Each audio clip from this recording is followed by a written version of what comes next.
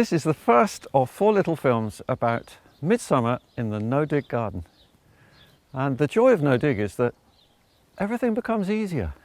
And here you'll see how we're clearing and replanting with minimal effort and very quickly.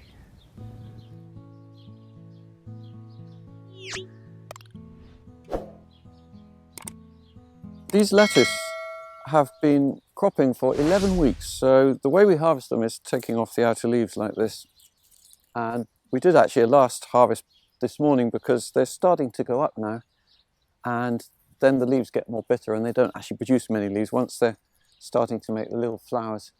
So all it's going to be is simply taking hold of the stem, twisting, rotating, so that the main little root ball comes out, but there's still lots of roots left in the ground below where the main part has come out. And that actually is food for the soil, and as those roots break down, it's food for the next plant as well.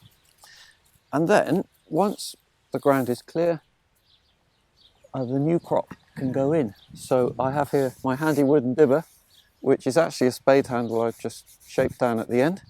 Make little holes and pop in plants that we've raised in the greenhouse. So that's like a plug plant of broccoli in this case. And it's simply a question of making a hole, popping it in quite deep and watering. And the planting depth is quite important. You can go really quite deep with these because they're quite long, and that will stabilize them in the wind. It's quite windy here. So I'm using the dibber to make a hole quite deep and slightly wider than the module, and there I'm pushing this in to the bottom so that the stem is supported by the compost, in fact it is, on top around the plant, and that's now nice and firm. It just needs watering in.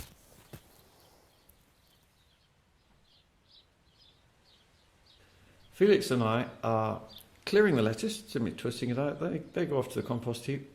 Then I'm digging holes, he's popping in the plants as deep as they can go and watering in, and that's it, job done.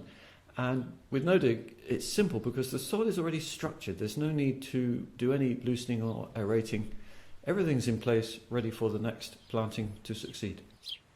So this bed is now all planted with broccoli, which should crop next April and May. We're July now, so it's going to be in the ground for 3/4 of a year. And it will almost certainly need protection against pigeons, birds that like to eat the leaves, so that is something we'll do later. But otherwise, it was as simple as could be. You saw that took about 3 minutes, and the whole bed is now planted. There was no weeding to do because we've just kept on top of the weeds all the time. This is just a surface of compost which I put on last winter.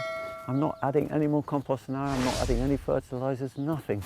It's just the goodness that's in the compost that has fed both the lettuce and now the new crop of broccoli. And here we planted between some lettuce. These lettuce are Grenoble red that go on cropping for a long time. And so just while they finish cropping, another couple of weeks, the broccoli are establishing and they're not getting in each other's way. And then we'll twist these out in a fortnight's time. And away we go.